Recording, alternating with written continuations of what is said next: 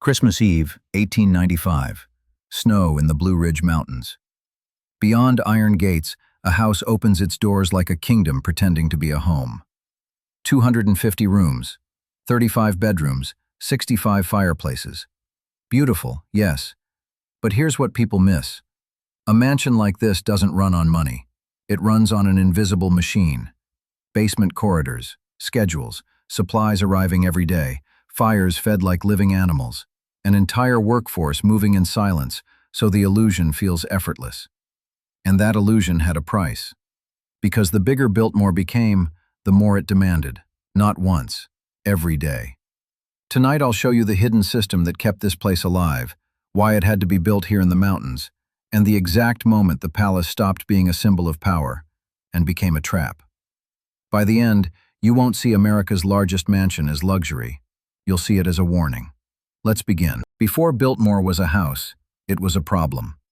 America had money now, more money than it knew how to hold without shaking. Fortunes were rising faster than institutions, industries were exploding, cities were swelling, and the people at the top were discovering something uncomfortable. When your wealth grows too fast, it stops feeling like freedom. It starts feeling like exposure. In New York, the richest families lived packed together, watched by rivals, journalists, servants, and strangers who could recognize a face from a newspaper sketch. Every dinner party was a scoreboard. Every marriage was strategy. Every rumor moved markets. So the truly powerful did what the powerful always do when the world gets loud. They built distance. They built walls. They built places where they could control the temperature, the lighting, the guest list, and the narrative. George Washington Vanderbilt II was not the loudest Vanderbilt. He wasn't the one you'd pick in a lineup of robber barons. He didn't build railroads. He inherited their shadow. His older relatives were the engines. He was the librarian. He collected books the way other men collected companies. He studied art, architecture, languages. He traveled Europe and absorbed the old world like a sponge soaking up an atmosphere. And that's the first thing you need to understand. Biltmore is not the story of a man who wanted a bigger house. It's the story of a man who wanted a different reality. In the 1880s, the Vanderbilt name meant power on a scale that bordered on myth. Their wealth had been forged by steel, steam, and speed. But with that came a constant undertone of threat. The modern world could elevate you and then eat you alive. George saw the vulnerability inside luxury. He saw that money didn't just buy pleasure, it bought targets. So he went looking for something the city couldn't give him: silence, control, and the illusion of permanence. He found it in North Carolina, not in a resort town, not in a fashionable enclave, but in the Blue Ridge Mountains outside Asheville, in a landscape that was still raw enough to feel like another century. The land was vast, rough, unpredictable, and that was the point. A palace in the middle of nowhere sends a message without saying a word. It says, "I don't need you. I can leave. I can vanish. And if you want access to me, you will come on my terms." At first, the plan sounded modest. A country house. A place for books, guests, hunting, and air that didn't smell like coal. But modest plans don't stay modest when you have unlimited capital and a mind obsessed with design. George didn't want a house. He wanted a system. So he hired the man who could turn obsession into stone, Richard Morris Hunt. Hunt was more than an architect. He was the translator between American wealth and European legitimacy. He knew how to take new money and dress it in old-world authority.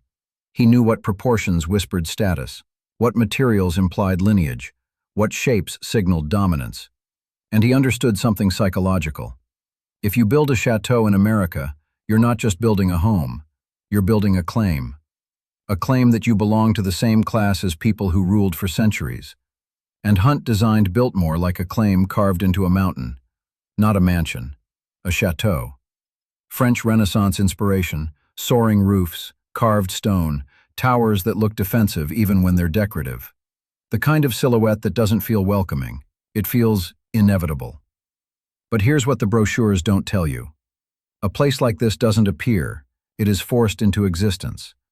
Biltmore wasn't built the way normal buildings are built. It was built the way empires build, with supply chains, labor armies, and an almost militarized timeline. Thousands of workers, stonecutters, carpenters, bricklayers, plasterers, metalworkers, drivers, cooks, accountants, foremen who ran crews like commanders, men working in cold, mud, and heat while the dream above them kept getting bigger. The estate itself functioned like a small city before the house even opened. Roads had to be carved. Rail access had to be coordinated. Materials had to be hauled up mountain grades that fought every wheel. Entire operations existed just to keep the build moving. And because the location was remote, the logic changed. In a city, you can outsource. In the mountains, you must own the process. So Biltmore became a machine that produced itself. And George didn't just build a house. He built the world required to support the house. That included something that seems noble on paper. He hired Frederick Law Olmsted, the man who shaped Central Park. Olmsted wasn't hired to decorate. He was hired to engineer a landscape so vast it had to be treated like an ecosystem, not a lawn. The mountains had been abused, forests stripped, soil worn thin. The land wasn't a postcard. It was damaged. Olmsted saw what was happening and warned George, "If you treat this place like a trophy, it will collapse." So they did something unusual for the era. They tried to repair it. They experimented with forestry. They replanted. They managed water. They planned farms and managed timber with long horizons. It wasn't charity. It was strategy. A sick landscape can't support a permanent kingdom, and George wanted permanence more than he wanted praise. Still, don't romanticize it. The same estate that talked about stewardship also depended on hierarchy. The same repair required control. It required land on a scale that pushed other lives to the edges. Because when one man buys 100,000 acres, the mountain doesn't stay empty. It is made empty, even if no one says it out loud. Now layer on the timing. The house was rising during the most unstable kind of wealth, speculative, fast, arrogant, and fragile.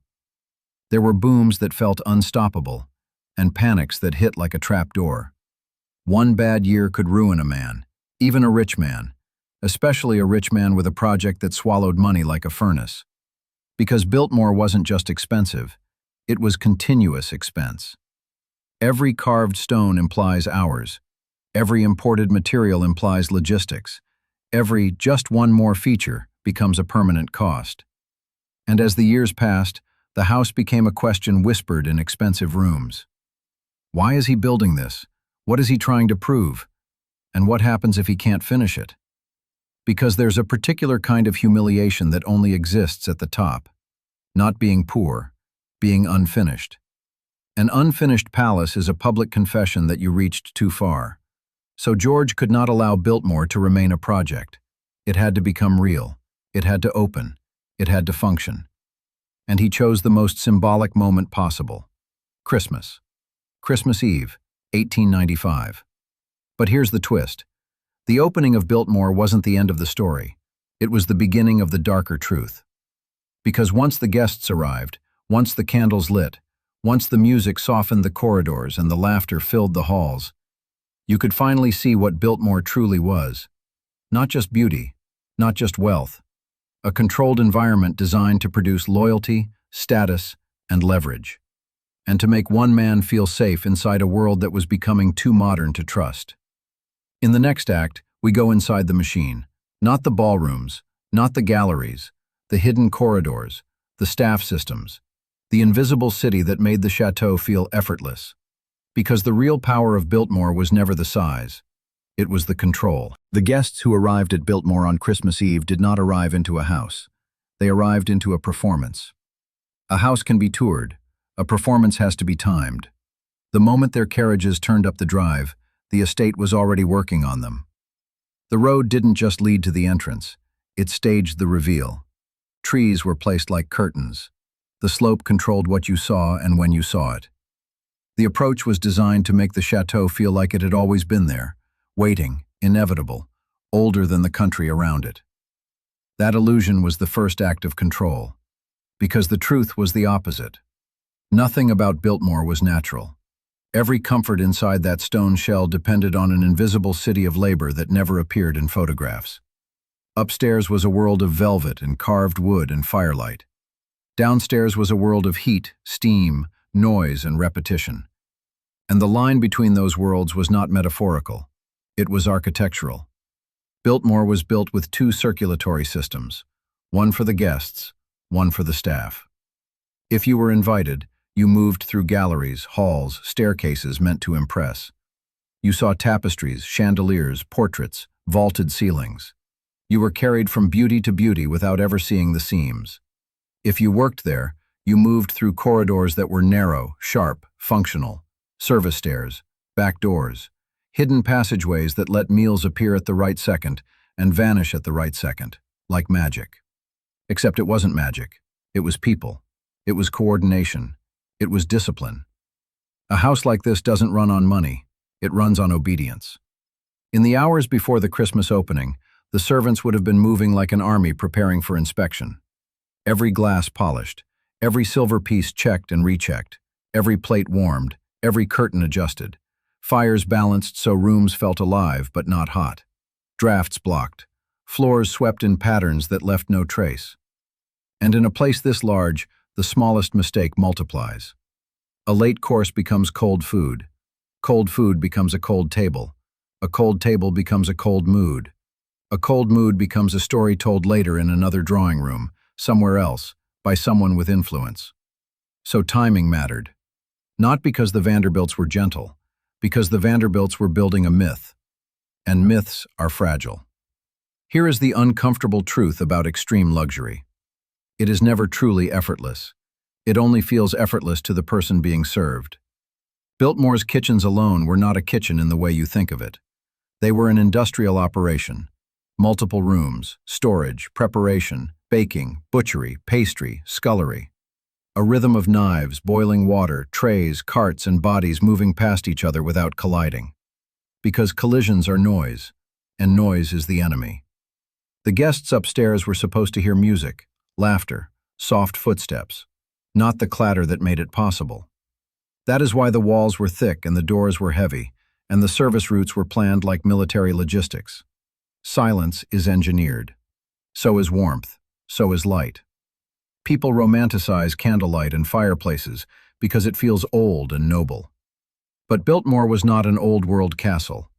It was a modern machine disguised as an old-world castle.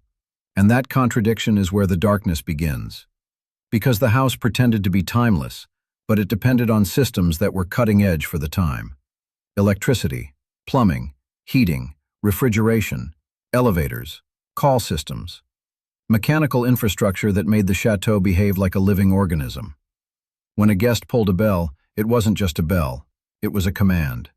A signal transmitted through the house that someone below had to answer immediately, quietly, correctly, without expression. Even the food was a kind of control. Heavy enough to anchor the room, refined enough to signal taste, timed enough to guide the energy of the conversation. Because dinner at Biltmore wasn't just eating. It was theater. And theater always has a backstage. The guests would see the banquet table and think abundance. They would not see the storage rooms that held it. They would not see the budgeting, the ordering, the labor, the waste. They would not see the hands that prepared the same ritual again and again, day after day, until it stopped being impressive and became simply survival. And that is the second illusion Biltmore sold. Not just that the Vanderbilt fortune was vast, but that it was stable, because stability was the true product being displayed. In the late 19th century, American wealth had a sickness. It was loud, it was new, it was insecure, it had no pedigree. Old European aristocrats could look down on American millionaires and see what they were. A lucky explosion, a brief moment, a pile of money without tradition to hold it in place. So the richest Americans tried to buy tradition. They bought art, they bought architecture, they bought manners, they bought the feeling of a dynasty. Biltmore was a purchase of legitimacy, a massive, physical argument that said, we are not temporary, we are not a boom, we are not a bubble, we are a house that will outlast you. But here's what makes that argument dark. A house that exists to prove permanence is usually built by someone who feels impermanence breathing down his neck. George Vanderbilt didn't build Biltmore because he felt safe. He built it because safety had become something you had to manufacture. And inside that manufactured safety, every detail was curated to create one emotional effect: submission. Not the crude kind, the subtle kind. The kind you don't notice because it arrives dressed as comfort. If you were a guest, you were guided into a world where everything worked. No waits, no confusion, no awkwardness, no harsh light, no cold rooms, no ugly corners. You were made to feel that the Vanderbilt world was the only world that made sense. That is how power keeps you close. Not by threatening you, by making you prefer it. And the house did it through scale, because scale changes behavior. When you walk into a space that feels too large for one human to own, you instinctively adjust yourself. Your voice lowers, your posture changes. You become careful. You become aware of your own smallness. That smallness can be awe, or it can be warning. Biltmore had rooms designed to swallow you, a grand hall that feels like a cathedral without being a church, a ceiling that lifts your eyes before you can decide what you think, fireplaces that look ceremonial, almost primitive, as if the building needs to burn to stay alive. You don't have to be told who is important in a room like that. The room tells you. But the real genius of Biltmore is that it didn't rely only on intimidation. It also offered intimacy. This is where it becomes dangerous. A house like this lures you with warmth after it stuns you with scale. You pass through the massive and enter spaces that feel personal. Libraries, sitting rooms, corners where the light falls soft, places designed to make conversation feel private. And privacy is a currency. If you give someone the feeling of privacy, you can pull them closer. You can get them to speak more freely, to reveal more, to bond. That is why the most powerful parts of Biltmore were not necessarily the grand rooms. They were the rooms where people lowered their guard. Because a palace is not just architecture, it is social engineering. Now imagine Christmas Eve, 1895, the house newly completed, still smelling of fresh wood in places, still holding the tension of construction in its bones. Guests arriving with expectation thick as snow, servants moving like shadows, fires lit across a maze of rooms, music floating into corridors, the enormous dining ritual beginning. And at the center of it all, George Vanderbilt watching what he had built. Not with the joy of a man showing off a toy, with the focus of a man testing a system. Because a system like this has one goal: control the environment, control the access, control the narrative. In New York, George was one wealthy man among many. In the Blue Ridge Mountains, George was a ruler. And that is what Biltmore truly offered. Not a house, a kingdom. But kingdoms have costs. They have weak points. They have dependencies. And the greatest dependency of Biltmore was not money. It was people. Hundreds of people whose lives were organized around keeping the illusion alive. If the staff failed, the house failed. If the machinery failed, the house failed. If the estate economy shifted, if labor became harder to control, if public opinion turned, if fortunes tightened, if taxes rose, if the nation changed its mind about what wealth should look like, the house would begin to rot from the inside. That's the third illusion, that a palace is permanent. It isn't. It is a living thing that must be fed. Fed with wages, fed with fuel, fed with repairs, fed with constant management. And if you ever stop feeding it, it turns. It becomes a monument to excess, a symbol people can point to when they want someone to blame. So Biltmore's opening night wasn't just celebration, it was a declaration. A declaration that the Vanderbilt fortune would not just exist, it would dominate the landscape. It would rewrite the meaning of American wealth. It would look down at the mountains and say, "This land now serves my story." But here's the irony. The more you build to protect yourself from the world, the more the world notices you. The more you try to disappear into a private kingdom, the more you become a public object. And over time, Biltmore would become something George could never fully control. A spectacle, a target, a question. Because America has always loved two things at once. It loves the fantasy of wealth, and it loves watching wealth bleed. In the next act, we follow the money and the pressure. We meet the woman who changed the emotional center of the house. We see what it cost to keep Biltmore alive year after year. And we watch the first cracks appear, not in the stone, but in the era that made a place like this possible. George Vanderbilt built Biltmore like a man building a shield. And for a few years, it worked. The guests came, the rooms glowed, the fires burned, the music carried through corridors that seemed to stretch forever. Newspapers described the scale, the art, the audacity. People who had never seen Europe suddenly felt they had stepped inside a French chateau without leaving America. But if you had stood in the house after everyone left, after the last carriage rolled back down the drive and the last lamp was turned low, you would have felt what the newspapers never printed. The silence was too big. A house like this is not cozy when it is empty. It is vast in a way that makes you feel watched by your own possessions. Biltmore's first dark secret is that it was built for crowds, but it was owned by one man. And one man cannot fill a palace. George Vanderbilt was not the kind of magnate who enjoyed being a magnate. He wasn't a steel king hammering rivals into dust. He wasn't a railroad baron chewing cigars and shaking hands. He was quieter, a reader, a collector, a man who liked ideas more than attention. Which means that when he built a stage this large, he also built a problem. Because a stage demands a cast. A stage demands a story. And if you do not provide the story, the house will provide one for you. People began to invent narratives. They talked about loneliness, about eccentricity, about a man hiding from the world inside his own fortress. And whether or not those stories were fair, they were inevitable, because Biltmore itself created the question. Why would someone build this? Not just why would someone afford it, why would someone need it? That question is where the era begins to turn. Because the Gilded Age was built on an agreement that no one signed, but everyone understood. If you were rich, you could be as rich as you wanted, as loud as you wanted, as excessive as you wanted, and the public would tolerate it as long as the machine kept running, as long as jobs existed, as long as wages rose just enough, as long as the country felt like it was moving forward. But the moment the machine stuttered, the moment the economy tightened, the moment workers asked why one man needed a palace while so many families lived in cramped rooms, the tolerance would evaporate. Biltmore was built at the edge of that tolerance, and George, for all his privilege, was not blind. That's why Biltmore wasn't only a pleasure palace.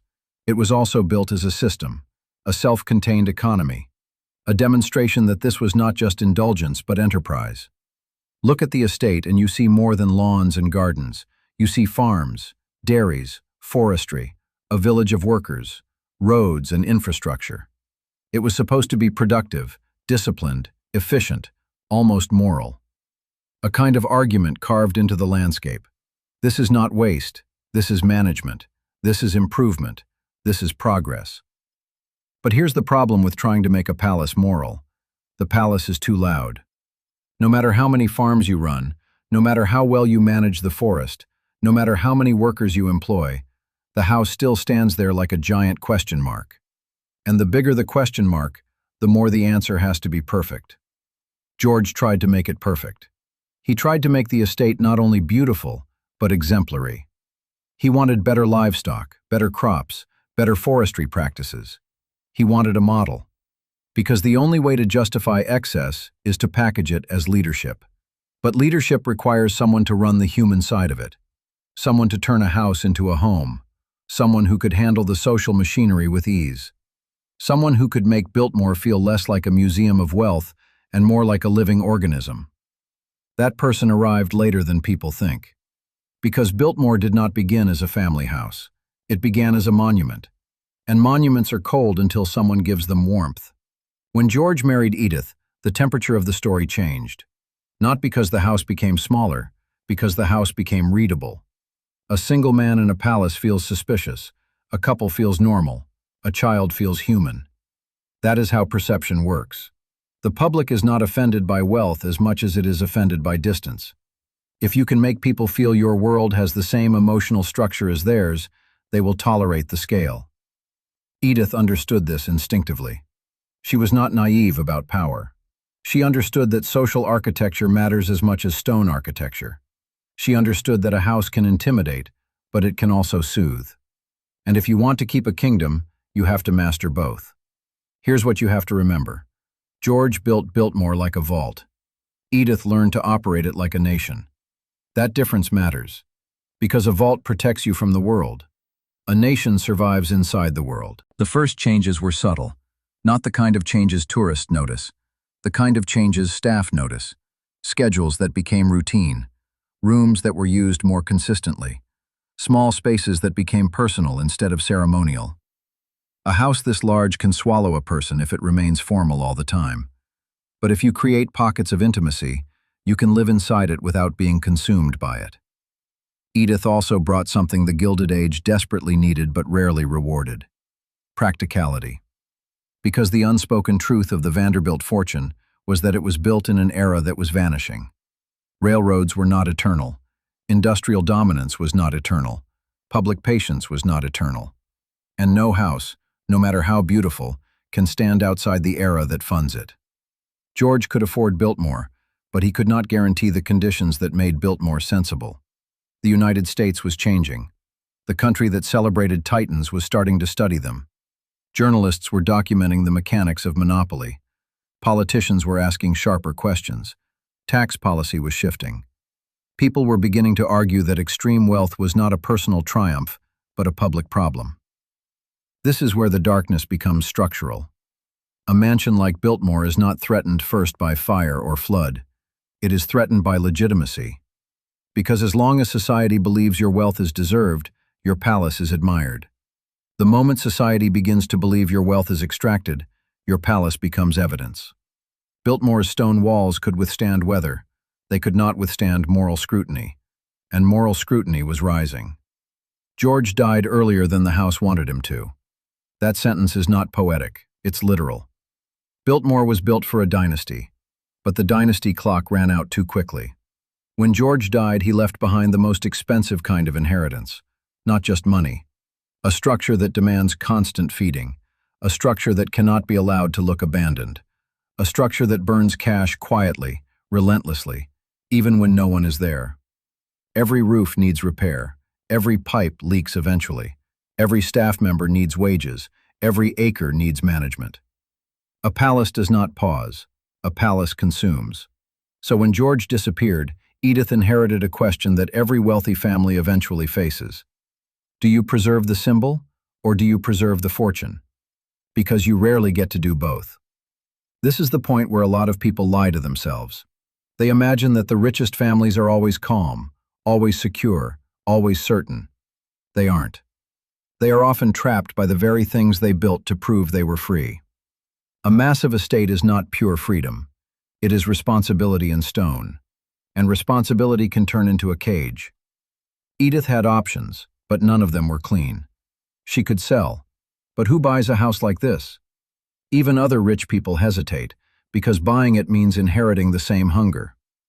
She could shrink the operation, but shrinking the operation risks breaking the illusion, and once the illusion breaks, the house becomes a public joke. She could keep it as a private residence, guarded and silent, but silence is dangerous when the public is restless. Or she could do the one thing that feels humiliating to a family that built a palace as proof of superiority. She could let the public in. Because the public can be angry. But the public can also be useful. If you turn your palace into a destination, you turn envy into revenue. You turn outrage into curiosity. You turn scrutiny into entertainment. You transform a symbol of excess into a product. And in America, that transformation is not shameful. It is survival. But before that survival strategy fully emerges, Edith does something even more consequential. She begins to break the estate apart. Not emotionally, geographically. Because the land was always the hidden wealth. The house was the visible wealth. And visible wealth is the easiest thing for society to attack. Land can be sold quietly. Land can be reclassified. Land can become a public good. And public good is armor. When you give land back to the country, you rewrite the narrative. You are no longer just the woman sitting in a palace. You become the woman who preserved forests, who supported a regional economy, who made a sacrifice. Whether or not it feels like sacrifice, it functions like sacrifice. It buys legitimacy. This is a brutal truth. Sometimes the best way to keep power is to give some of it away, loudly enough that people remember your generosity more than your control. Edith was playing defense in a country that was shifting from admiration to suspicion. and she understood that the largest threat to Biltmore was not bankruptcy. It was becoming a symbol that people wanted destroyed. So she chose moves that made destruction harder. Pieces of land left the estate. The borders tightened. The house remained. But the house no longer rested on the illusion of endless ownership. It became a crown on a smaller kingdom. And smaller kingdoms are easier to defend. The staff felt the change. The rhythm shifted. The mood sharpened. Because when a house like this moves from triumph to preservation, everyone senses it. They sense the anxiety. They sense the calculation. They sense that the mansion is no longer just a mansion. It is a decision, being made every year, again and again. Do we keep doing this? Do we keep paying for this? Do we keep justifying this? And outside the gates, history kept accelerating. The First World War arrives and changes the temperature of wealth. In wartime, luxury becomes suspicious. Patriotism becomes a demand. And any family with resources is expected to prove its contribution, not merely its taste. Then the years roll forward, and the country becomes harder. The public voice becomes louder. The press becomes sharper. Politics becomes less polite about money.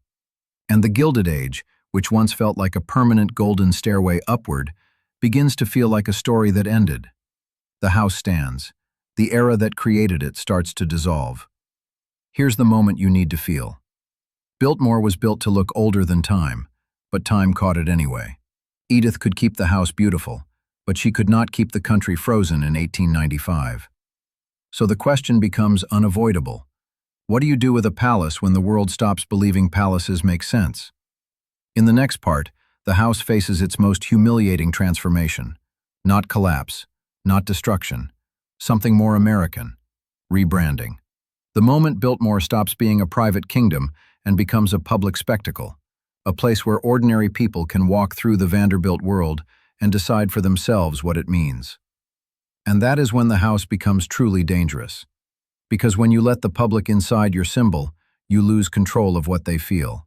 And you might not like what they see. By the time the last wreath came down after Christmas 1895, the most important truth about Biltmore was already visible.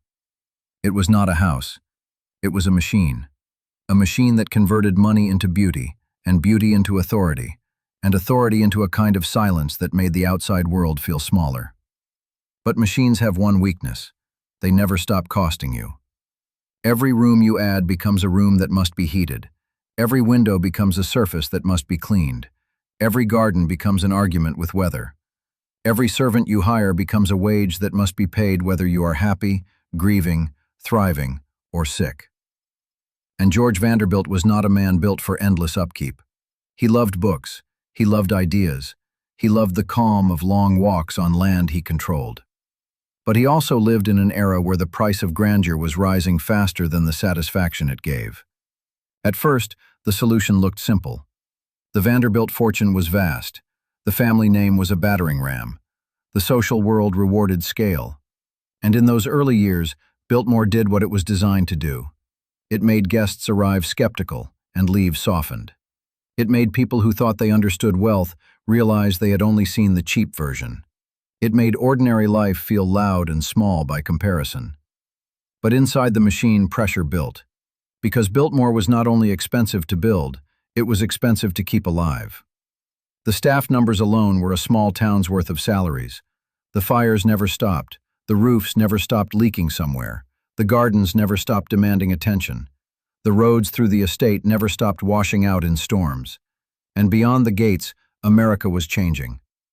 A new century has a way of making old certainty look childish. Industry sped up. Cities grew. Politics grew sharper. Public patience for aristocratic display began to thin. And then, before anyone could plan for it, the one person holding the whole system together disappeared. George Vanderbilt died in 1914. Not at 90, not after a long, gradual fading that lets an estate prepare itself. He died young enough that Biltmore still felt new, still felt like a promise. And suddenly the machine was running without its creator. This is where the story turns. Because what happens to a mansion like Biltmore when the dreamer dies is never just legal. It's emotional. It's psychological. It's strategic. A house like this doesn't ask, "Who will inherit me?" It asks, Who is willing to sacrifice themselves to maintain me? Edith Vanderbilt was now facing the most brutal math in the entire story. You can inherit a building, but you also inherit its appetite, and Biltmore's appetite was enormous. The family could have done what many families did with estates that became too heavy.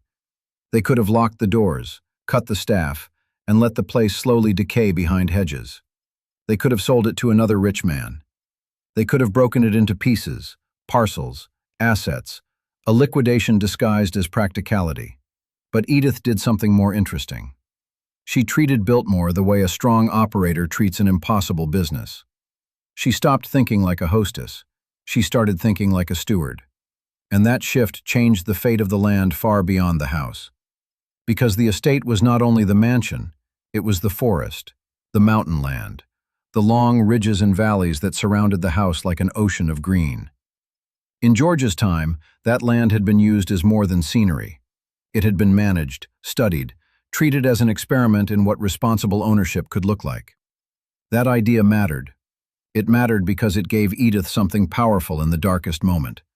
A purpose that wasn't just maintaining luxury, a purpose that could be defended. And in the years after George's death, she made a decision that looked like surrender to some people. But in hindsight, it looks like one of the most consequential moves the estate ever produced. She sold a massive portion of the forested land to the federal government. Not as a desperate fire sale of random assets, but as a controlled release of weight. A transfer that changed the map. One way to understand that sale is to imagine the estate as a ship. The house is the cabin, the polished interior, the visible symbol. But the real mass is below the waterline. The land is the ballast, and the land is also the liability.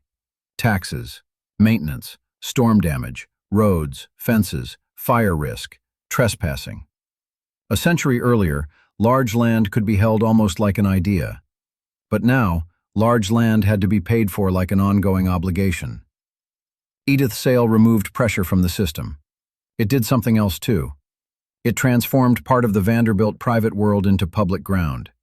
It meant that the beauty George had enclosed behind gates would no longer belong only to one family. And this is the first quiet irony of Biltmore. The house is remembered as an icon of excess, but some of its most important legacy is what was given away. Yet giving away land does not solve the problem at the center. Because even if you lighten the ship, the cabin is still there. The mansion still needs heat. The mansion still needs staff. The mansion still needs repairs. And America was sliding into a period that punished the kind of visible comfort Biltmore represented. The question was no longer, can we keep it? The question became, how do we keep it without becoming a symbol people resent? That is the trap of grand estates. If you keep them private, the public sees them as selfish monuments. If you open them, you risk turning them into a museum, a performance, a place that loses its soul. And there is no third option, because the bills do not care about your dignity. Then the Great Depression arrived, and the trap snapped shut. The entire country was learning a new emotion: humiliation. People who had assumed life would climb forever were suddenly fighting for work. Families were being split. Savings were erased. The mood of the nation turned suspicious of anyone who still looked comfortable. And Biltmore, sitting on the hill like a private kingdom, was too large to hide. This is the moment where many stories about old money end. This is the moment where estates are sold, collections are scattered, paintings vanish into private deals, furniture goes to auction. Families pretend it was always planned. But Biltmore didn't end, because Edith and the next generation did something most wealthy families refused to do. They adapted. They made a move that would have seemed unthinkable to the man who built the place as a private refuge. They opened it. Not as a charity, not as a surrender, as a strategy.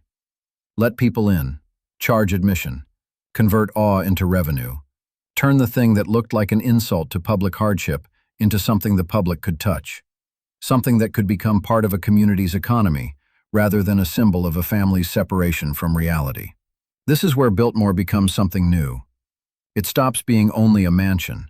It becomes a product, an experience, a pilgrimage for people who want to step into a different century for an afternoon.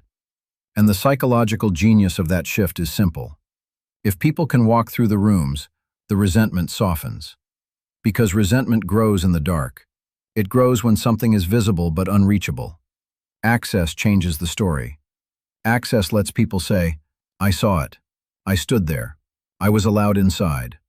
And once you've been allowed inside, the mansion stops being a rumor and becomes a memory. That matters, because a memory is harder to hate. This is also the moment the tone of the Biltmore story becomes darker, because opening the doors is not purely romantic. It's survival. It's admitting that the house is too heavy to be carried privately anymore. It is a controlled surrender to reality. And it creates a new type of pressure. Now you must maintain not only comfort, but illusion. You are not keeping a home alive. You are keeping a story alive. A story that must be clean, coherent, and compelling enough to justify the price of entry. The people walking through Biltmore do not want spreadsheets. They do not want quiet grief. They want a myth. They want the sense that this place was inevitable, that it was always meant to exist, that it represents something grander than it actually was. So the house becomes theater. Guides become narrators. Rooms become scenes. And the machine evolves from converting money into beauty to converting beauty into money. But then history did something it always does. It arrived with violence and demanded the machine serve a different purpose again. World War II turned the entire country into a logistics network.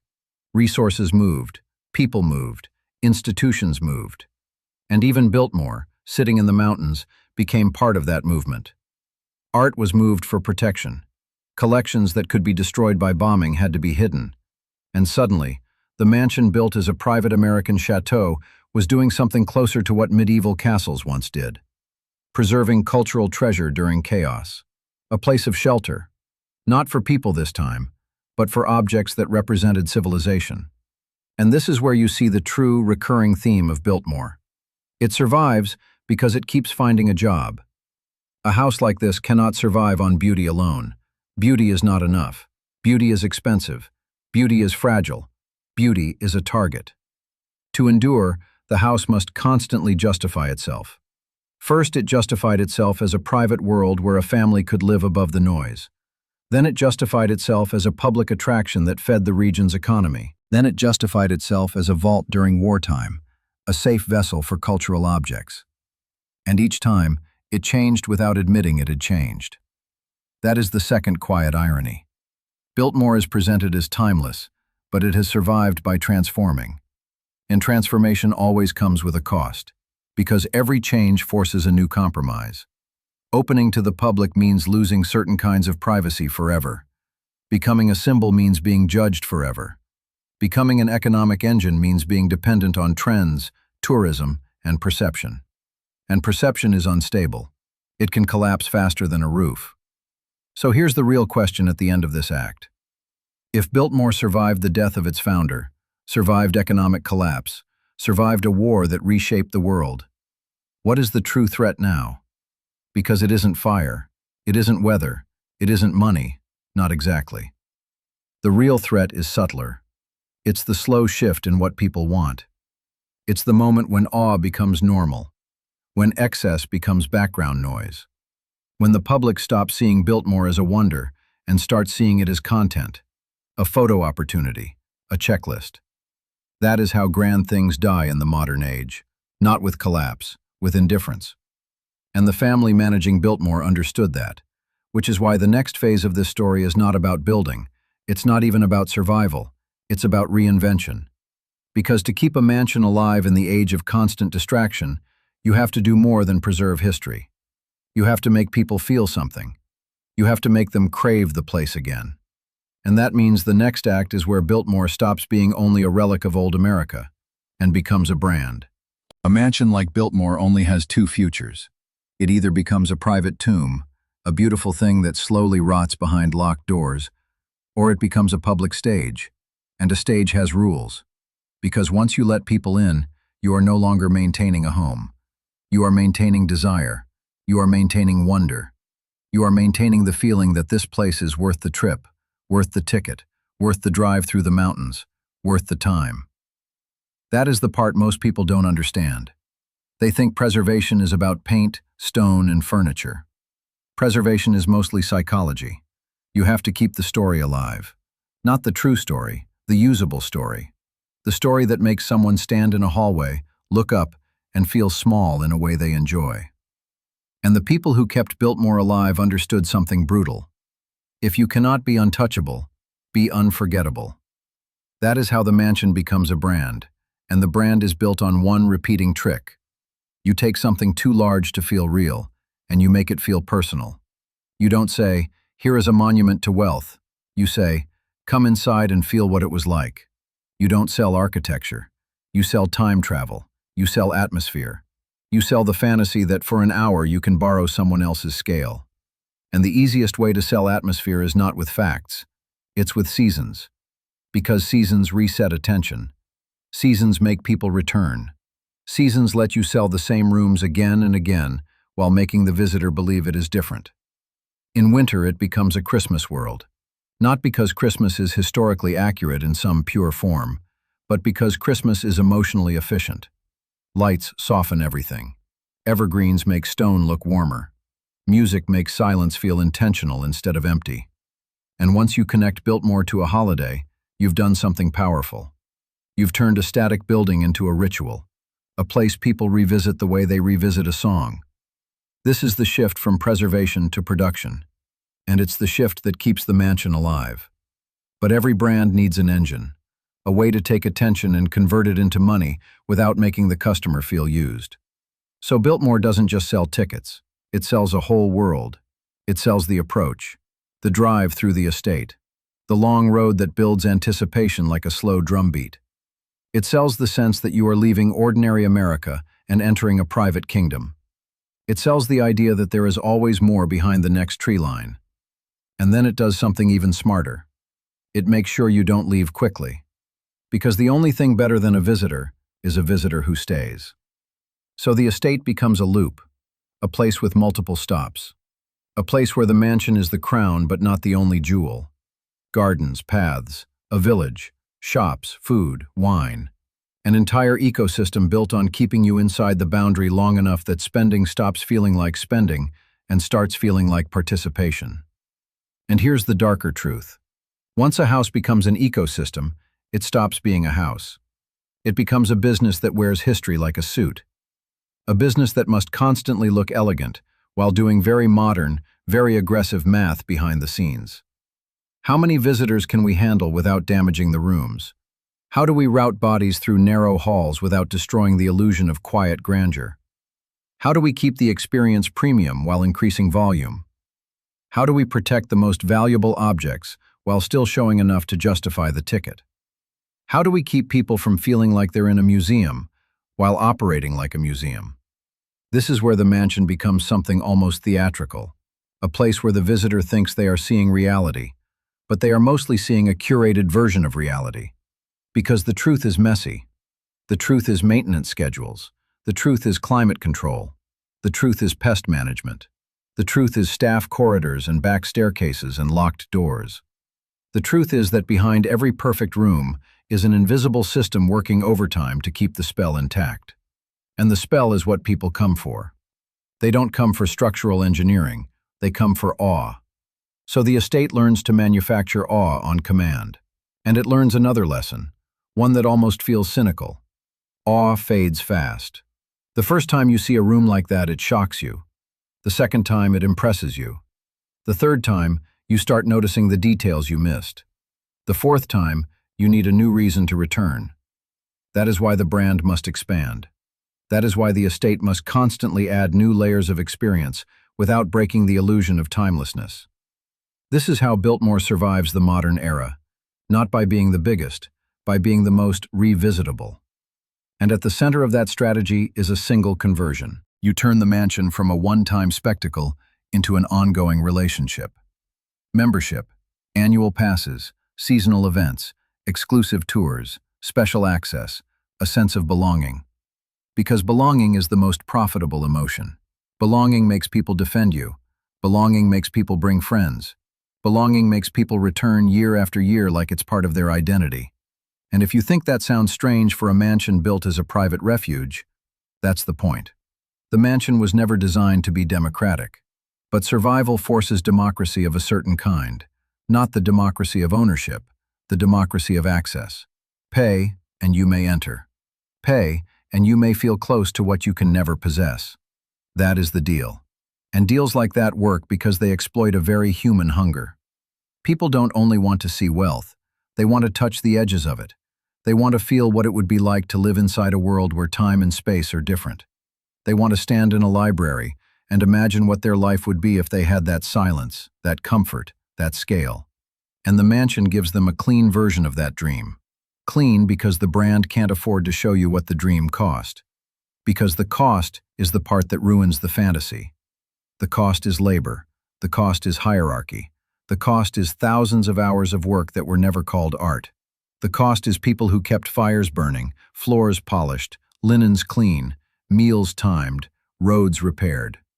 The cost is the fact that this level of beauty does not exist without a system that treats human effort as fuel. And when Biltmore becomes a public attraction, that cost doesn't disappear. It just changes shape. Now the labor is not servants in a private home. Now the labor is hospitality staff, gardeners, security, cleaners, guides, cooks, maintenance crews, planners, marketers, an entire workforce keeping the illusion alive for strangers. So the mansion remains what it always was, a machine. Only now it runs on tourism. And the darker part is that tourism has the same weakness as old money. It can collapse overnight. A war can do it. A recession can do it. A cultural shift can do it. A disaster can do it. A single headline can do it. Which is why the estate does not rely on one revenue stream. It diversifies. Because the modern version of aristocracy is not owning a palace. It's owning multiple streams that all feed the palace. That is where the wine comes in. Wine is genius. Because wine is not only a product, wine is a story you can drink. Wine turns the mansion into a lifestyle. Wine gives you a reason to return that isn't just architecture. Wine makes the estate feel alive. And it also does something more subtle. Wine upgrades the audience. It filters. It attracts people who are comfortable spending, comfortable lingering, comfortable buying experiences. A mansion that survives on tourists alone is fragile. A mansion that survives on tourists plus hospitality plus product sales becomes an institution. So the estate becomes a hospitality empire built on the emotional capital of the house. The house lends prestige to everything. The wine, the restaurants, the shops, the overnight stays, the events. And everything, in return, pays for the house. It's a feedback loop, a business model disguised as romance. And if you're wondering whether George Vanderbilt would have wanted this, that question is irrelevant. Dead founders don't vote. Their creations either adapt or die. But this is where the story gets uncomfortable. Because once something becomes a brand, it attracts a different kind of enemy. Not fire, not decay, not the IRS. Attention. A mansion can survive a lot of things, but it cannot survive becoming boring. And it also cannot survive becoming morally untouchable. Because the modern world does not only consume beauty, it interrogates it. It asks, who paid for this? Who benefited? Who was excluded? Who suffered? And in America, those questions are not polite. They are explosive. Which means Biltmore has to do a balancing act that is almost impossible. It must lean into its myth, without becoming a symbol people want to tear down. It must celebrate opulence, without sounding like it's glorifying inequality. It must preserve a story of aristocratic grandeur, while living in a country that prides itself on rejecting aristocracy. That tension is the real threat in the modern age, because you can maintain stone, but you cannot easily maintain legitimacy. And legitimacy is what determines whether the public keeps paying to keep you alive. So the brand must be carefully engineered. It must highlight craft, design, artistry, landscape, legacy. It must mention labor in a controlled way.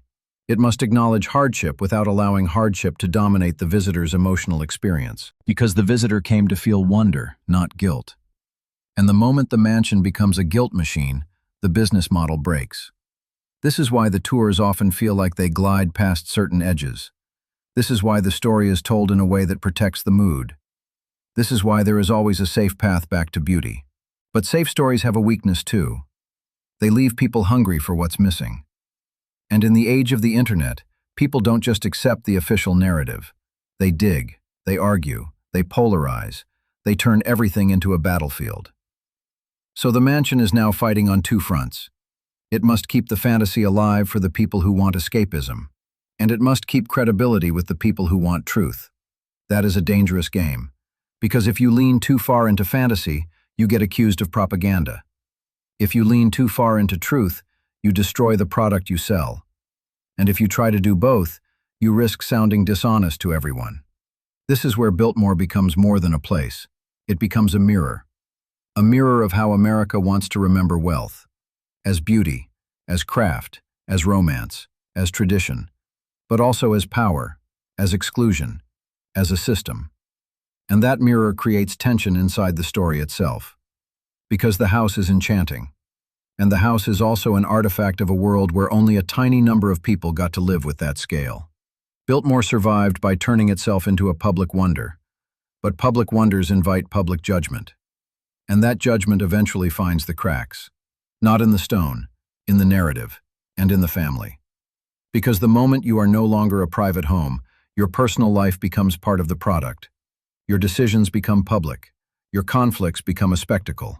Your mistakes become headlines. And the bigger the brand becomes, the more unforgiving the audience gets. So if Act 4 was about survival through adaptation, Act 5 is about survival through reinvention. Turning the mansion into an experience economy. Turning a private dream into a public machine. Turning awe into repeatable revenue. But this is not the end of the story. Because the modern era brings something Biltmore was never designed to withstand. A world where the biggest threats are not armies or depressions, but lawsuits, scandals, natural disasters, and the slow, creeping danger that the public might decide they no longer want to preserve symbols of wealth, no matter how beautiful they are. And once that thought spreads, it becomes contagious. Because beauty stops saving you the moment people think it belongs to the wrong kind of past.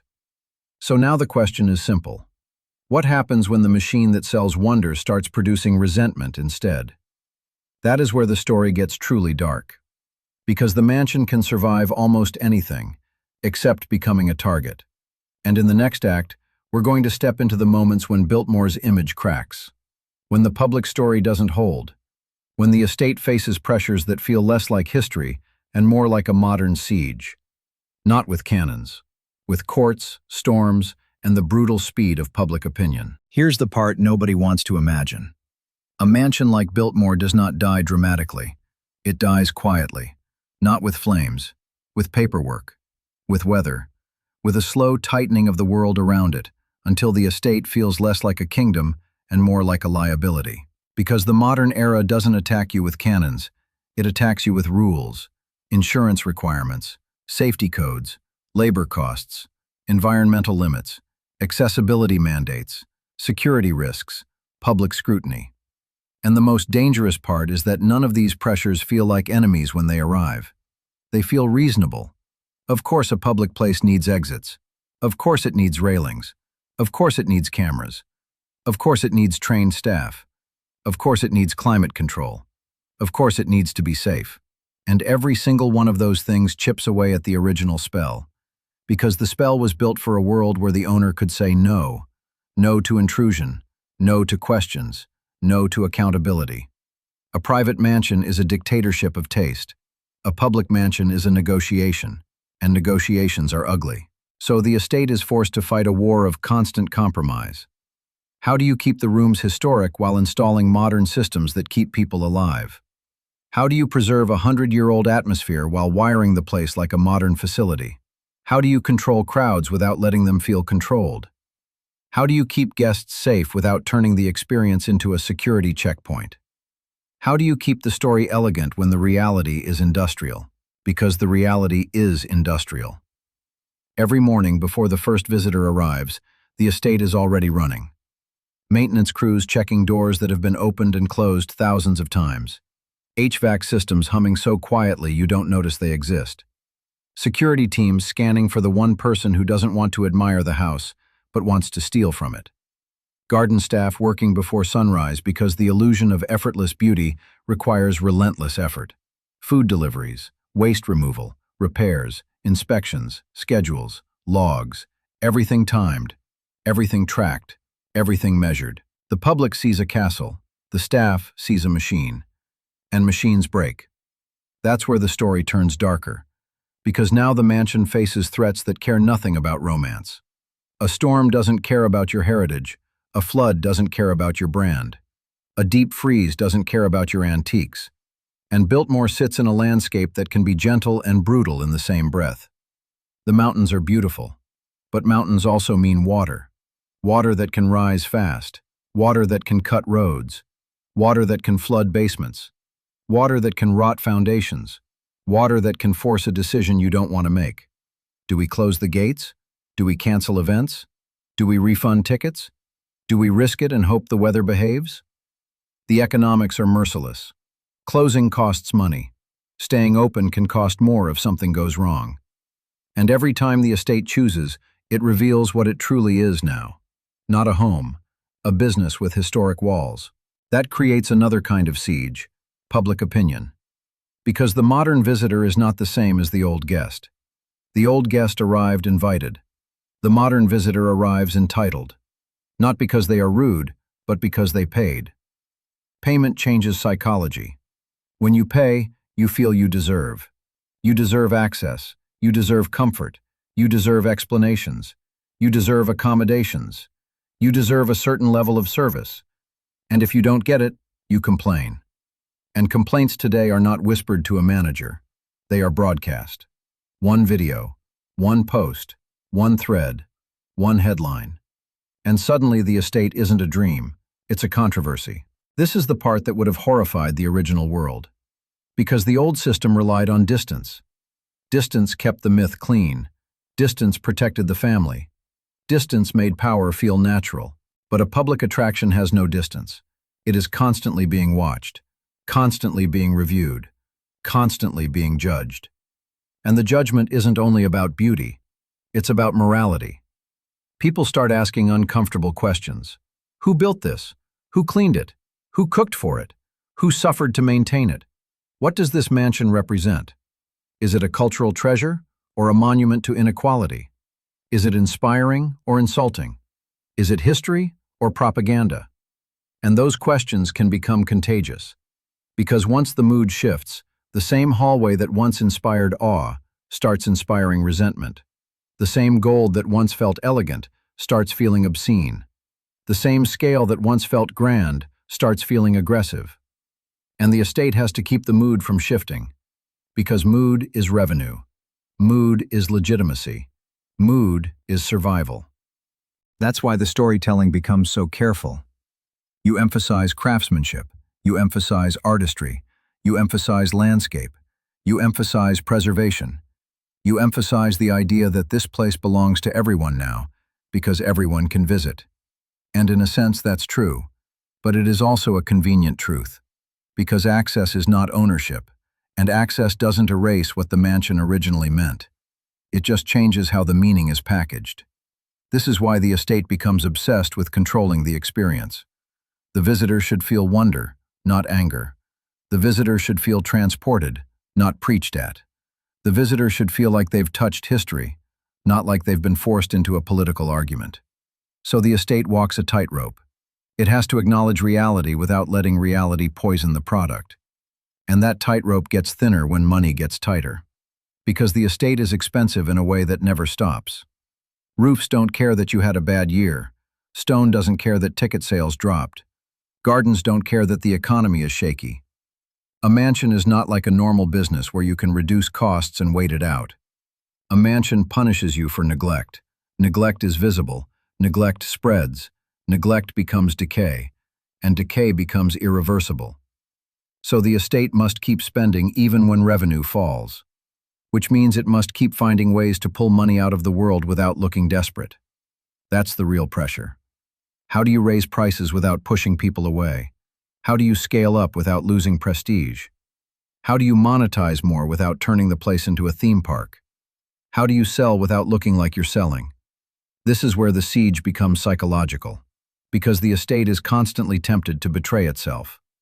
Add more events, add more commerce, add more volume, more weddings, more corporate retreats, more seasonal attractions, more branded experiences, more things that make money.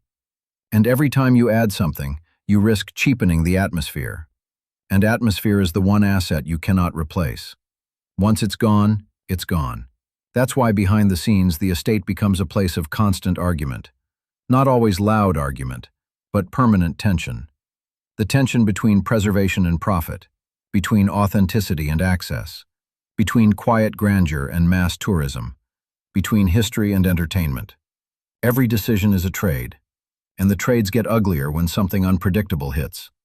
A sudden crisis, a major downturn, a moment when travel slows, a moment when people decide they have better things to spend money on than visiting a mansion, a moment when the gates close and the house becomes silent again. Because yes, that happened. There came a time when public places went quiet, and for the first time in the modern era, the mansion faced its worst nightmare. Not being hated, not being criticized, not being questioned, being empty. No footsteps, no voices, no tours, no revenue. Just staff walking through rooms that were never meant to be quiet for long. Just lights turned on to protect objects no one was there to admire. Just the hum of climate control and the realization that the machine doesn't stop even when the audience disappears. This is what reveals the truth. Biltmore survives on crowds. It survives on attention. It survives on people choosing to care. And when people stop showing up, even temporarily, you learn how fragile the whole arrangement really is. Because suddenly the question isn't romantic at all. It's brutal. What is the mansion without the public? Is it still a legacy? Or is it just an expensive, beautiful burden waiting for a reason to collapse? And that's where the story gets sharp. Because when the gates close, the estate has to decide what it's willing to become to stay alive. How far it will bend. How much of itself it will sell. How much truth it will hide. How much spectacle it will add. And how much risk it will accept.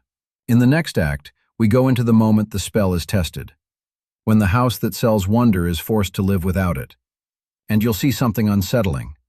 The mansion wasn't built to survive the modern world. It was built to dominate a private one. So the only way it survives now is by becoming something its creator never intended. A public palace, a brand, a machine that must keep enchanting people to keep its own heart beating. And once you see that clearly, you stop looking at Biltmore as a beautiful place. You start looking at it as a creature that eats attention, and panics when the world stops feeding it. The gates close, and for the first time, you feel what Biltmore really is when the audience disappears. The rooms don't get smaller, the ceilings don't lower, the fireplaces don't stop being fireplaces. But the meaning changes instantly, because without visitors there is no estate experience. There is only cost. Heat still has to run, or priceless interiors start to warp. Humidity still has to be controlled, or wood swells, paint cracks, fabric rots.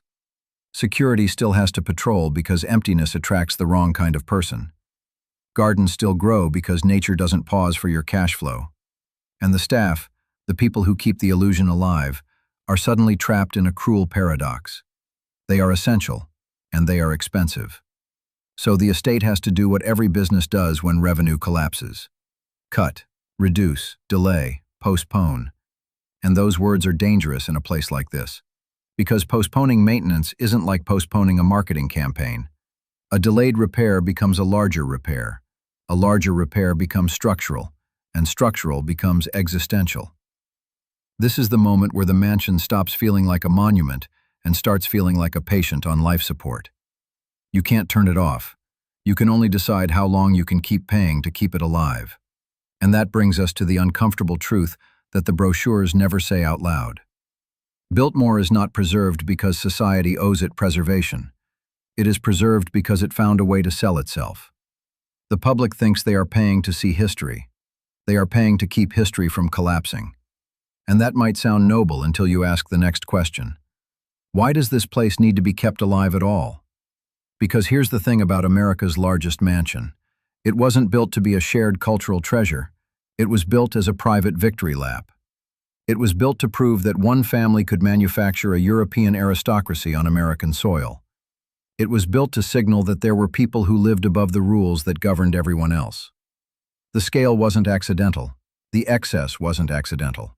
The entire point was to overwhelm you, to make you feel small, to make you feel like the owner was not just wealthy, but inevitable. And for a time that worked. But history has a way of humiliating symbols. Because the moment you build something that large, you lock yourself into a future you can't control. A normal house can be sold quietly. A normal estate can fade without the world noticing. A house like Biltmore becomes famous. And once it becomes famous, it becomes public, even if you never wanted it to. People show up. People talk. People judge. People demand meaning. And the family learns a lesson that every dynasty learns sooner or later. You don't own a symbol. The symbol owns you. Now, when the estate faces silence, it's not just fighting for money, it's fighting for legitimacy. Because if the place closes for good, what does that mean? It means the dream failed. It means the empire shrank. It means the house that was built to prove permanence could not endure a modern world that has no patience for private kingdoms. And this is where the survival strategy starts to look less like preservation and more like reinvention. Because the estate doesn't just reopen, it reopens with an agenda. It needs people to return not because it misses them, but because it needs them. It needs attention. It needs volume. It needs the steady flow of bodies through rooms to justify the systems that keep those rooms stable. But it can't look hungry. A mansion that looks desperate stops feeling powerful. So the estate has to do something psychologically brilliant. It reframes itself. It stops being a private monument and becomes a public ritual. You aren't visiting a billionaire's fantasy. You're participating in heritage. You're supporting conservation. You're funding jobs. You're part of a story that belongs to everyone. And the story is so compelling that most people accept it without resistance. Because it feels better. It feels cleaner. It lets you enjoy the beauty without swallowing the bitterness. But the bitterness doesn't disappear. It just moves underground. Because the dark tension at the heart of Biltmore never goes away. It's a cathedral built from inequality that now survives by selling wonder to the same public that once would have been locked outside its gates.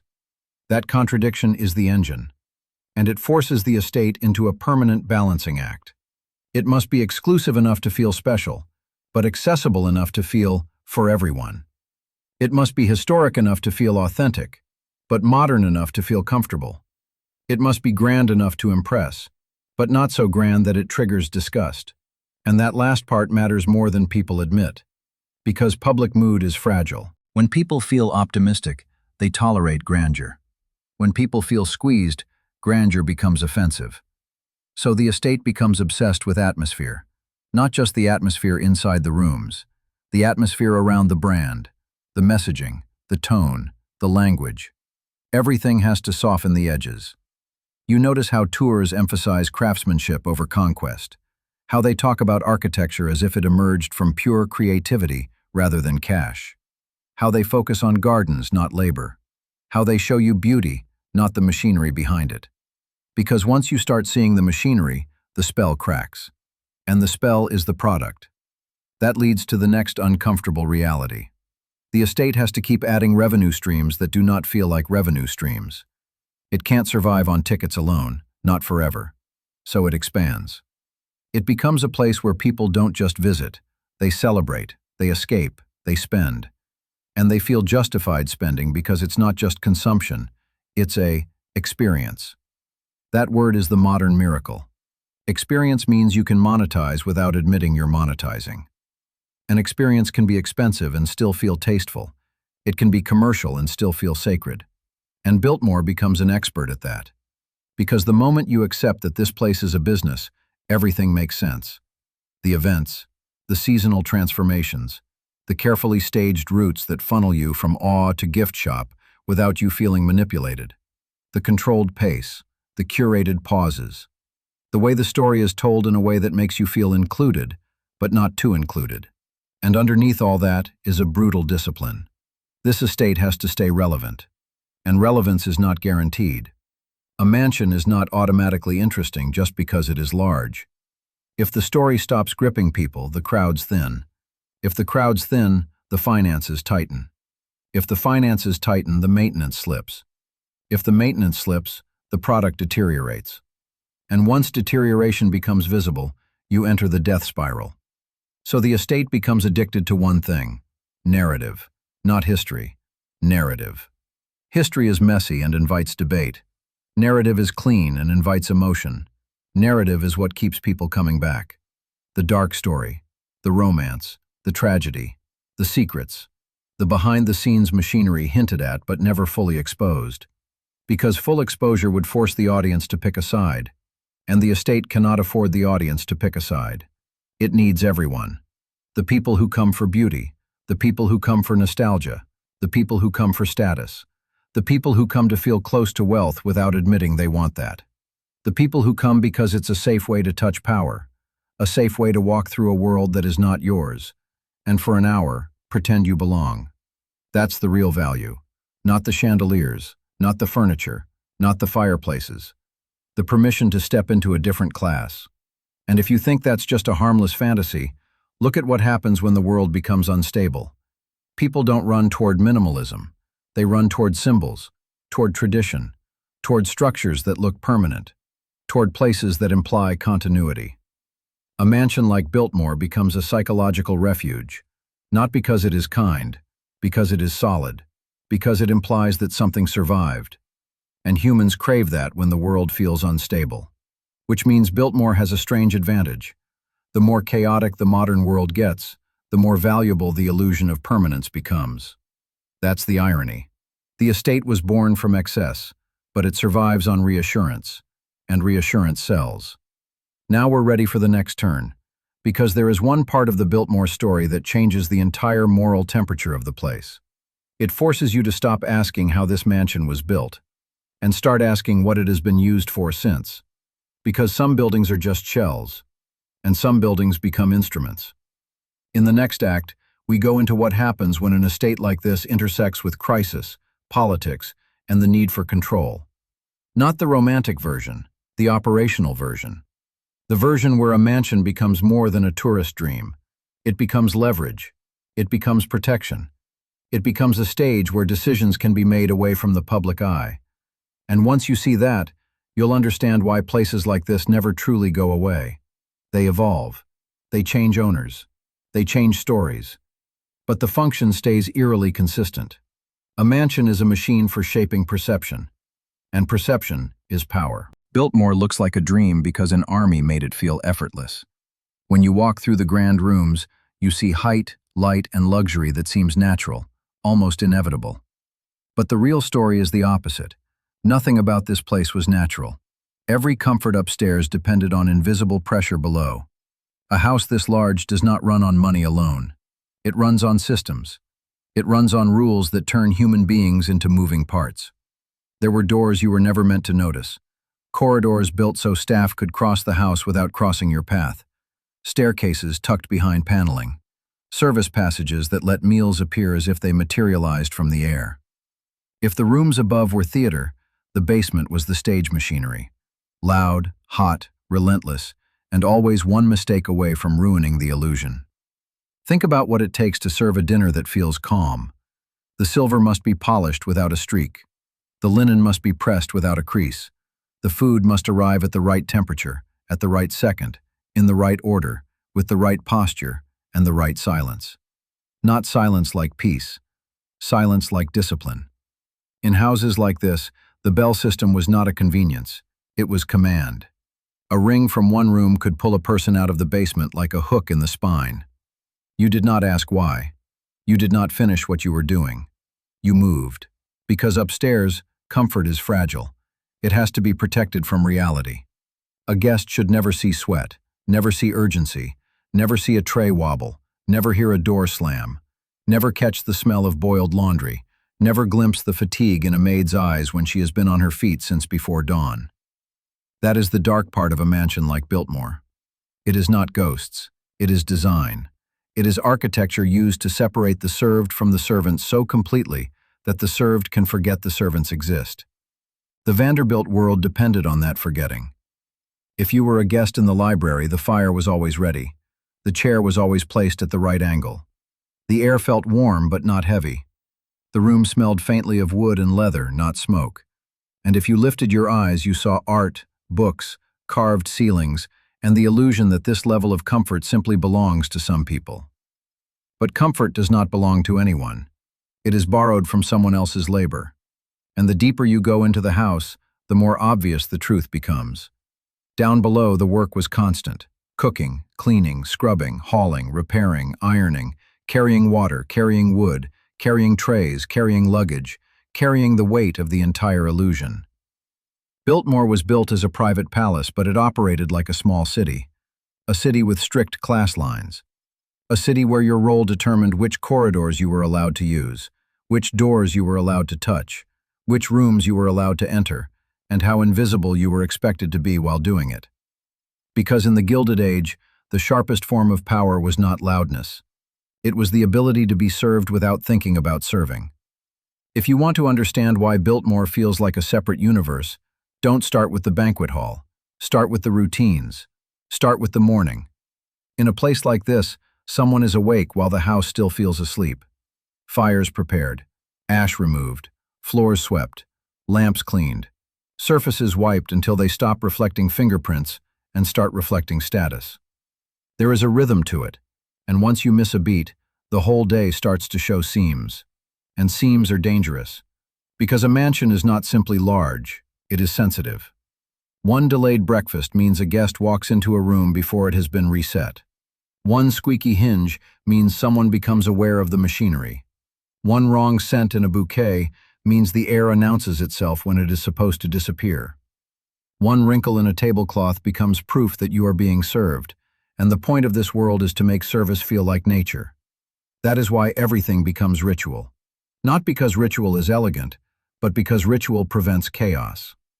And the most terrifying thing in a house built to project control is chaos. Even the most beautiful rooms are only as stable as the people who maintain them. When the system is functioning, it looks like calm. When it breaks, it looks like humiliation. For the staff first, and then for the family. Because old money is not just money. It is the ability to make effort invisible. Now picture the first Christmas in 1895. Snow outside. Guests arriving. The house still new enough to smell of fresh wood in some corners, still unfamiliar in others, and yet expected to perform like it has existed forever. Every room lit, every surface flawless, every corridor ready to move people without friction. A holiday designed to feel timeless. But timelessness is the hardest thing to manufacture, because you can't buy it. You can only simulate it. And simulations require pressure. The staff would have felt it in their bones. The pace, the volume, the timing. The way a single mistake in a room upstairs could echo all the way down into punishment, dismissal, gossip, lost wages, lost security. Because these jobs were not just work. For many, they were survival. Housing depended on employment. Meals depended on employment. Stability depended on employment. A mansion like this did not just employ people, it absorbed them into its orbit, into its schedule, into its discipline, into its silence. And that silence had a cost. It meant swallowing insults. It meant being present but not acknowledged. It meant learning to read faces, moods, tones, tiny shifts in voice that could turn a simple request into danger. The wealthy called it good breeding. The staff called it knowing your place. The house trained everyone. It trained the guests to expect comfort without question, and it trained the workers to deliver comfort without complaint. This is why the mansion itself is the real villain in the story. Not because it is evil, but because it is efficient. It turns wealth into a physical environment that constantly reinforces the same message. Some people exist to enjoy. Others exist to maintain enjoyment. And the tragedy is that the house does not care which side you are on. It will demand everything regardless. During the early years, Biltmore could afford to demand it. The money seemed endless. The estate seemed like a kingdom. The future seemed like it would always belong to people who owned railroads and steel and entire industries. But history does not care about confidence. History breaks systems. And the first cracks in a place like Biltmore do not appear in the marble. They appear in the payroll. They appear in the moment the owners realize the machine costs more than they expected. They appear when the mansion stops being a symbol and starts being a burden. That is when the dark story shifts.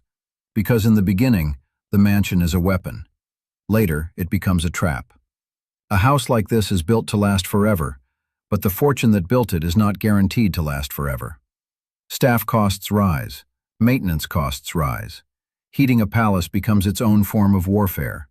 Repairs multiply. Roofs leak. Wood warps. Pipes fail. The bigger the house, the more it punishes you for owning it. And this is the uncomfortable truth the Gilded Age didn't want to admit. The mansion is not the peak, it is the bill. The bill arrives in the form of endless upkeep, endless staffing, endless structure. A private palace is only private if you can afford to keep it private.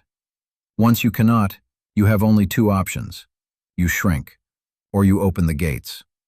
And opening the gates changes everything.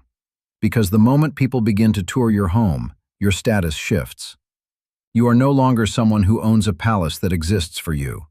You become someone who manages an artifact that exists for the public. You trade privacy for survival. You trade power for preservation. You trade the illusion of effortless wealth for the reality of a business. And that is where Biltmore's story starts to turn from domination into endurance. But before we get there, we have to confront one more thing. Why did anyone tolerate this system? Why did the staff stay? The easy answer is money, and for some it was. A steady wage, housing, meals, a structure. But the deeper answer is psychological. A mansion like this creates its own universe. It creates hierarchy that feels permanent. It creates identity through role. It tells you who you are, where you belong, what you do, what you can expect from life. And for people raised inside that world, stepping outside can feel more terrifying than staying inside. Even if inside is exhausting, even if inside is unfair. That is why these houses lasted as long as they did. Not because they were loved by everyone, but because they were believed in. Belief is stronger than logic. Belief keeps systems alive long after the math starts to fail. And that brings us to the moment when the math finally does fail. Because Biltmore was built as the ultimate private world. But the 20th century was coming. And the 20th century did not respect private worlds. The 20th century didn't arrive at Biltmore like a storm. It arrived like an invoice. Because the Gilded Age was not a time period. It was a fuel source. It burned hot, it burned fast, and it made people believe the flame would never go out. But a mansion like this is not built for normal time. It is built for one specific fantasy, that the world will stay stable long enough for luxury to feel permanent. And that fantasy breaks the moment the person funding it disappears. George Vanderbilt did not live to see Biltmore become what it had to become. He built a private kingdom, but he died in 1914, right at the edge of a century that would punish private kingdoms. Not with violence, but with economics, with politics, with culture, with the slow, humiliating realization that the future did not care how beautiful your ceilings were. What happens next is the part most mansion tours avoid. Because it's not glamorous. It's maintenance, it's staffing, it's taxes, it's aging systems and changing laws. It's the quiet terror of realizing your house is too large to keep pretending. A home like this can survive almost anything except irrelevance. And by the early 20th century, the old rules were dying. Labor was changing, wealth was changing, public attitudes were changing. The servants who once accepted invisibility started to want something else. The people outside the gates started to ask why a single family needed a private palace while everyone else struggled. And that shift matters. Because once the culture stops worshiping your lifestyle, your mansion stops being a symbol of dominance and starts being evidence. Evidence of a world that no longer feels acceptable. Biltmore was not just expensive because it was big. It was expensive because it was designed to be a living illusion. A house like this cannot scale down. It either runs at full theatrical capacity or it looks broken. A little dust does not look like dust in a room like this. It looks like decline. A delayed repair does not look like a delayed repair. It looks like the beginning of collapse. Because the whole point was perfection, and perfection has a monthly cost.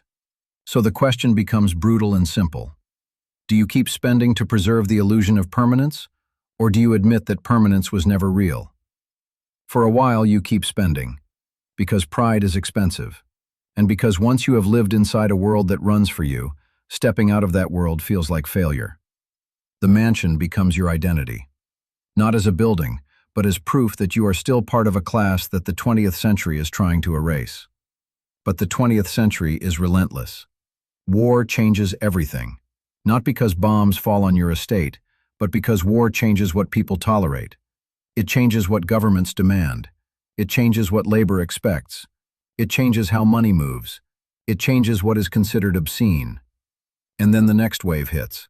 The economic shocks that follow. The costs rise. The margins shrink. The public gets louder. The press gets sharper. The old halo of respect starts to crack. And inside Biltmore, the machine keeps running anyway, because it has to. The fires still need tending. The roofs still need work. The pipes still fail. The gardens still demand hands. The floors still need care. The house does not become cheaper because the era becomes harder. It becomes more expensive because hardship makes every inefficiency unbearable. This is the hidden cruelty of a mansion like this. It is not a pile of luxury you can pause. It is a living creature that eats money every day. And when the money is no longer endless, you start to make decisions that feel unthinkable if you're still living in the original fantasy. You start selling. You start cutting. You start rethinking the very purpose of the house. But the hardest part is this. A mansion like Biltmore cannot be quietly reduced without losing what made it powerful. If you sell the art, the rooms feel empty. If you reduce the staff, the service loses its seamlessness. If you close wings, the house stops feeling like a kingdom and starts feeling like a museum that forgot how to curate itself. So the owners face a choice that is less about money than about identity. To keep Biltmore private is to keep pretending that the old world still exists.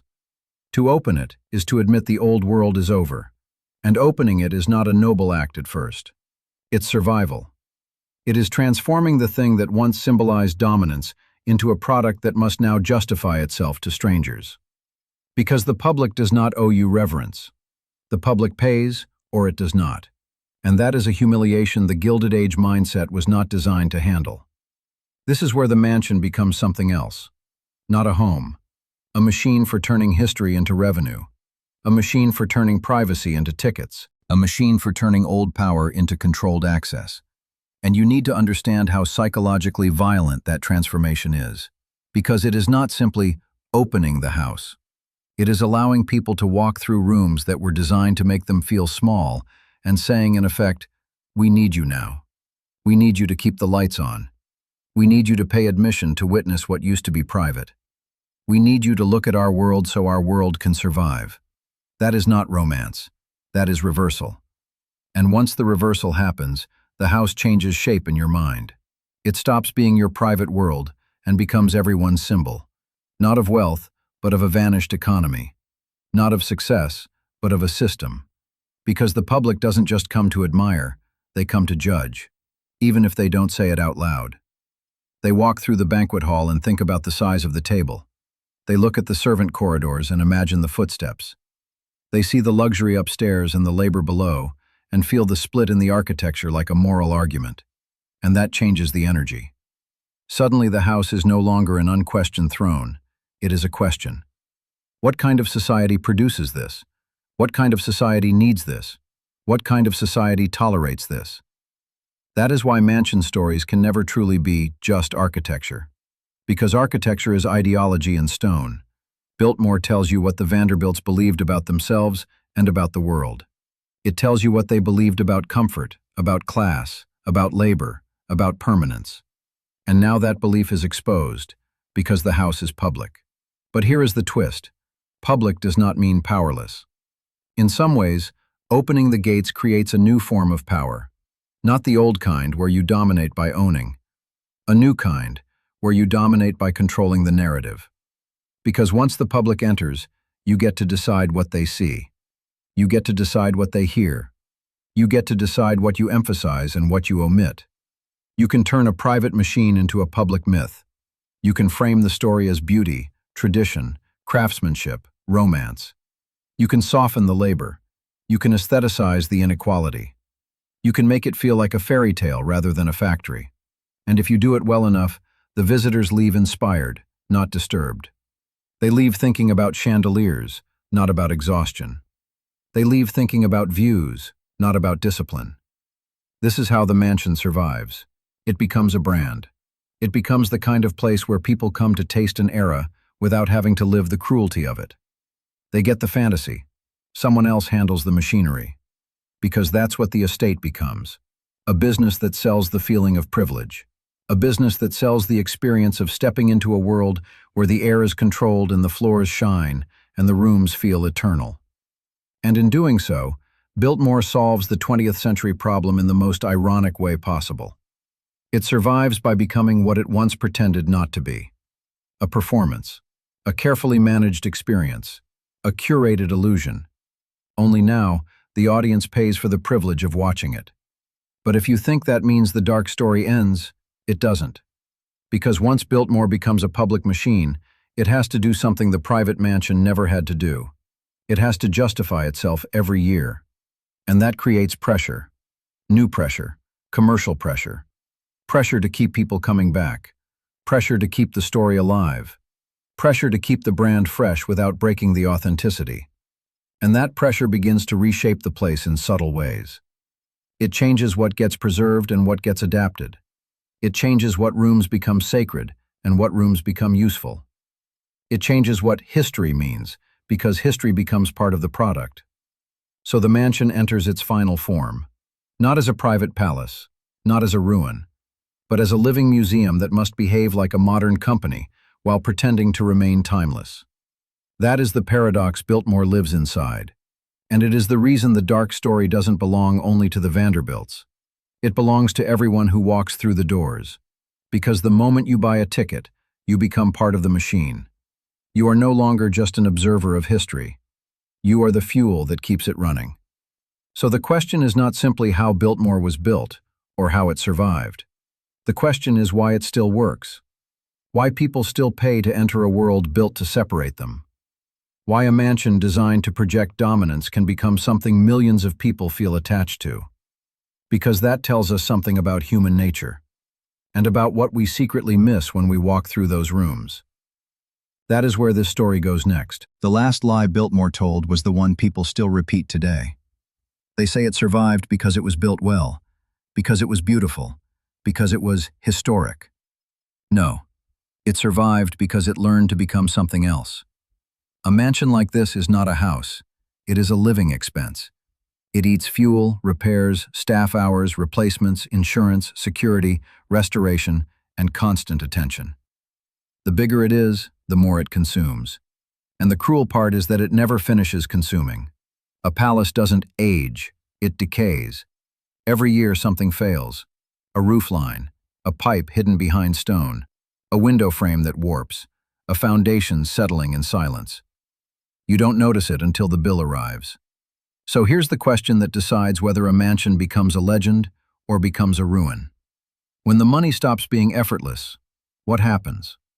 Because for a while the money was effortless. In the 1890s, America was a machine that printed fortunes for the few and exhaustion for the many. The confidence of that era wasn't optimism, it was denial with good tailoring. People built enormous things because it felt safer than admitting how unstable everything really was. You could build something massive enough to drown out the sound of the world changing. And then the world changed anyway. Markets don't care about marble.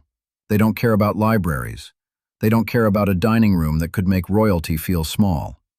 When the pressure hits, you find out what your masterpiece really is, a burden or a weapon. Biltmore became a weapon.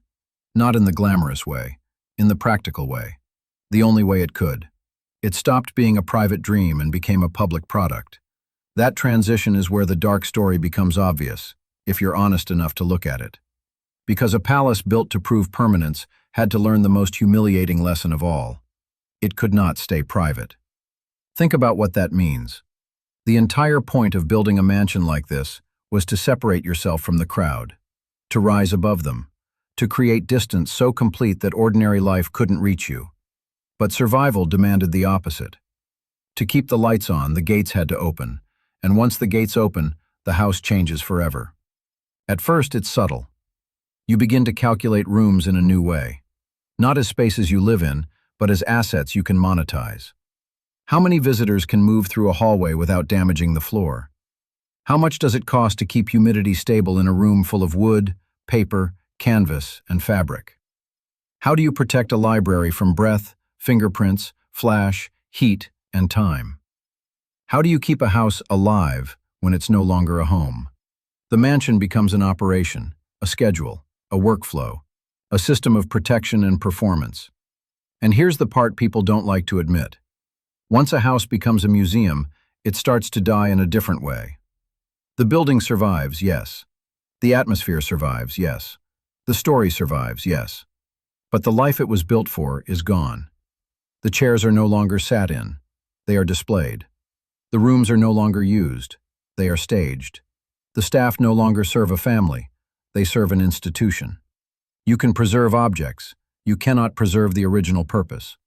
So the house becomes a symbol, and symbols attract people, and people bring money, and money funds preservation, and preservation turns the symbol into a machine that keeps selling the symbol. That loop is what saved Biltmore, and it's also what exposes the truth about what it always was. Because once it becomes public, you see the scale with different eyes.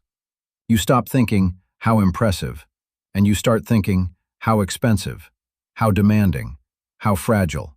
Those fireplaces aren't romance, they're heat management. Those bedrooms aren't comfort, they're maintenance. That grand staircase isn't elegance, it's a liability. That roofline isn't beauty, it's a permanent repair schedule. And the land? The land tells the most honest story of all.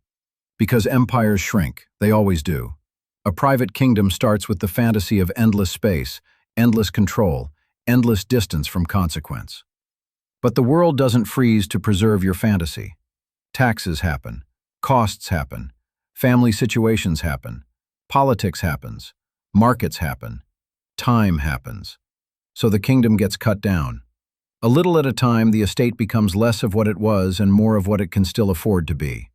That's not failure, that's reality. And reality is what Biltmore was built to escape. It's why I keep calling it a dark story. Not because it's haunted, not because it hides a secret passage, not because there's a scandal behind every curtain. It's dark because it's a perfect demonstration of what wealth does to the human mind. Wealth doesn't just buy things, it buys insulation. And the moment you can afford insulation, you start believing you're exempt from the forces that crush everyone else. You start confusing comfort with safety. You start confusing scale with stability. Biltmore is what happens when you build your psychology into stone. You can feel it in the architecture, the obsession with control, the obsession with completeness, the fear of looking ordinary, the need to create a world where nothing is left to chance. It's not a house. It's a statement that says, I refuse to be small. And yet the ending of the story is always the same. Time makes everything small. Eventually, the people who built it are gone. The culture that supported it is gone. The assumptions that made it feel normal are gone.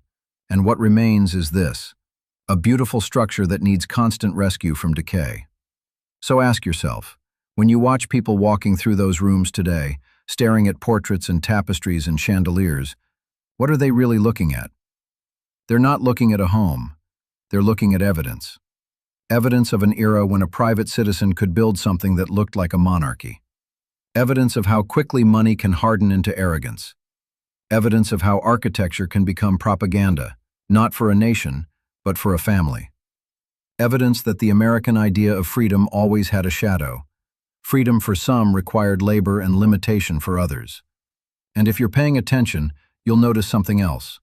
The mansion survived. The empire did not. That's the quiet punchline. Because that's the true law of these houses. They outlive the people, but they don't outlive the system that paid for them. The system changes. The house is forced to adapt. If it can't adapt, it becomes a ruin that tourists photograph as a warning. If it adapts, it becomes a museum that tourists photograph as a miracle. But either way, the original dream is dead. So what is Biltmore now? It's a cathedral of ambition, a monument to American confidence, a machine that turns beauty into tickets, weddings, wine, souvenirs, and stories. A preserved fantasy that proves the fantasy was never stable. And maybe that's why people are drawn to it. Because deep down, everyone understands the contradiction. They want to believe permanence is possible. They want to believe that if you build big enough, you can outrun time. They want to believe that there's a version of life where the bills don't matter and the world can't touch you. Biltmore lets them stand inside that belief for an hour, and then they walk back outside, back to the parking lot, back to the highway, back to normal life. And the mansion stays behind, glowing on the hill like it's still 1895. But it isn't. The lights are controlled by systems the builders couldn't imagine. The climate is regulated to preserve objects that can't survive modern air. The floors are protected from feet that never stop coming. The staff is trained to manage crowds, not a household. The house is alive, but not in the way it was meant to be. It endures, and that endurance is the real story. Because in the end, Biltmore did what every empire does when it senses extinction. It sold access. It turned privacy into profit, and it survived. But if you want the final question, the one that actually matters, it's this. Did the mansion give its owner freedom? Or did it become the most expensive cage ever built? Because a house that requires an army to run it is not a sanctuary. It's a dependency. And the bigger the dependency, the more it controls you. That's the dark truth behind America's largest mansion. Not that it was built, but that once it existed, it could never stop demanding to exist. And that's why it still stands. Not as a triumph, as a lesson carved into stone. If you want more stories like this, the kind that look past the glamour and into the machinery, you know what to do. Because the next mansion isn't just bigger, it's darker.